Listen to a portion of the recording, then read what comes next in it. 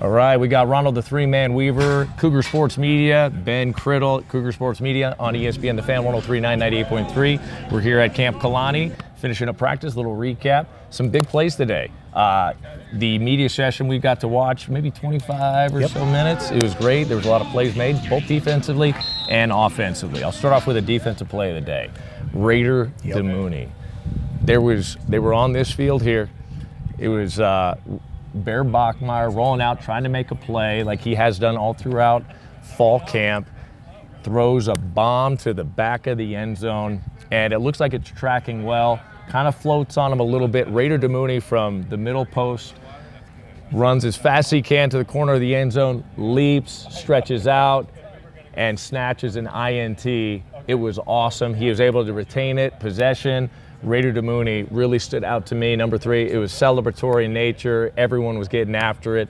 I was really impressed with Raiders' catch. And that's not an easy catch to make, by the way. Full speed, laying out, and then the impact of it on the turf. That's not an easy catch. Raider, I salute you, man. Give me some of the things that you saw today on the offensive side of the ball. To tip my cap to Raider, because I know him and his brother Dason, normally a ball pops out when you hit the ground, so you're not wrong. I think the biggest thing was Trayson Bourget running with the twos, red zone. Terrence Sarian. There was a dart thrown to the back of his zone. It was good coverage, tight. Trayson could only put it in one spot. He did. Who I think is QB2, Aaron Roderick, talked to us the other day in media availability, was open about that Trayson, if he could start, and he could start for a lot of other schools, put it right on the money to Terrence caught it. The entire offense came, had a big day, and then the other guy, got to show him some love. Preston Rex is a guy that I've raved about. It's a guy that I'll continue to push.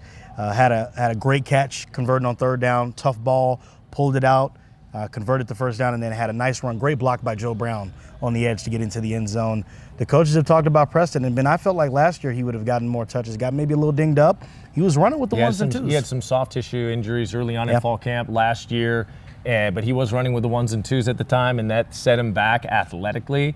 And also from a repetition standpoint, he made the conversion over from defensive back to running back, and that can be a steep learning curve. So he's back on track. He's running well. Aaron, obviously Kalani mentioned him in the post-game or post-scrimmage at LaVell Edwards Stadium, but Aaron, one of the first guys that he mentioned outside of LJ and Shione was Preston. So you wonder, it's like, okay, well, what role does Preston play in that running back room? Obviously a great ball catcher, and he's definitely scatty enough to be a change of pace back. Yeah, definitely a change of pace back, great athlete. There's a place for him on this team. It might be certain plays or certain packages, but I think he'll be on the depth chart. He'll be on the travel team.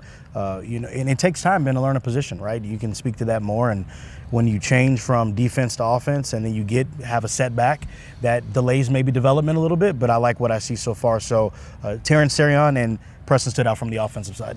Yeah, I think just piggybacking off what you said about Trayson Bourget, and I'm a big fan of Enoch Watson. I think he's a tremendous talent. He'll continue to push.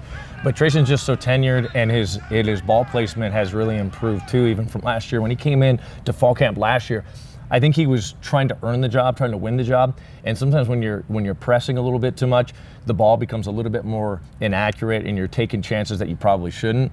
That kind of went against him. I think he threw too many INTs last year in fall camp, and that allowed for Bear to really move forward as the starting quarterback and even surpassing McKay Hillstead.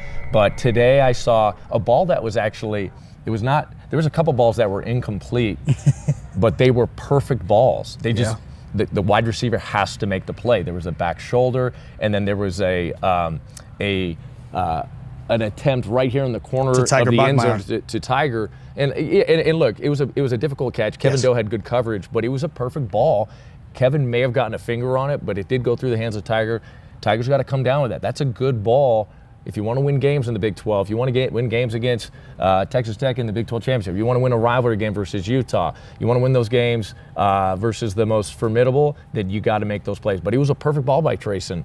So I've been really impressed with his accuracy and his playmaking ability. I've loved what I've seen from number 10. And you can tell he's got command of that second team, and everyone rallies around him, and he's just a great energetic vibe. So watch out for Trayson Bourget, number 10. If you don't want to have to resort to him, obviously, Bear's your guy, and he has had a tremendous fall camp. Some of his off-platform throws this fall camp have even taken me back, and I've seen a lot of great quarterbacks come through BYU and evaluating the best quarterbacks in the country, and he's made some incredible throws on the run. I think that's where he's really improved in off-platform throws. So really, really impressed by Bear. But Trayson, if you have to resort to Trayson, I actually feel pretty gosh dang good. One of my biggest anxieties going into this year was, do we truly have a QB2 that can win you a game? And I resorted to 2022. Yeah. And that season when you did also face Notre Dame on the road, and I just didn't feel like we had trust in QB2, and that's why Jaron Hall had to start at like 65% health versus Notre Dame at Allegiant Stadium. I feel very confident that we can win a game in a high profile game on the road or at home in a neutral setting with Trayson. And that, to me, if you're a Cougar fan, I'm just trying to embed in you some confidence and some swagger that Trayson can win you a ball game. Well, and I'll keep embedding the confidence. Look, this is no disrespect to the Bear Tar, the Centaur, but Trayson still throws the best deep ball on the team. Yeah, I think you can make an argument for that. I think he can still do that. I think Bear will be able to make improvements, and we'll see the ball pushed down the field, no doubt, from Bear. But Trayson and let's not also forget about, he still has the ability to run.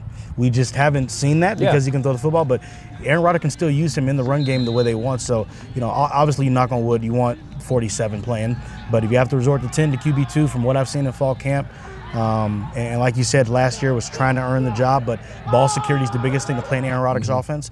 To secure yourself a spot, I think Trayson's locked up QB2, and we'll find out, maybe next week, because next week will be the last week of camp. But I think Trayson, if you called upon his number per Aaron Rodgers and what we've seen, he'll be able to do the job, and we'll see what happens tomorrow because they're having their second scrimmage. All right, that's our Kamp Kalani report for today. Make sure you're following us at Coug Sports Media, at ESPN The Fan. Check out our new website, CougarSportsMedia.com. Subscribe to our YouTube page, Instagram page, Facebook, Twitter, all of our platforms. We're putting out all the content that your mind, body, and soul need as a Cougar sports fan. Catch us later today, 2 to 6 p.m., 103.9, 98.3, ESPN The Fan.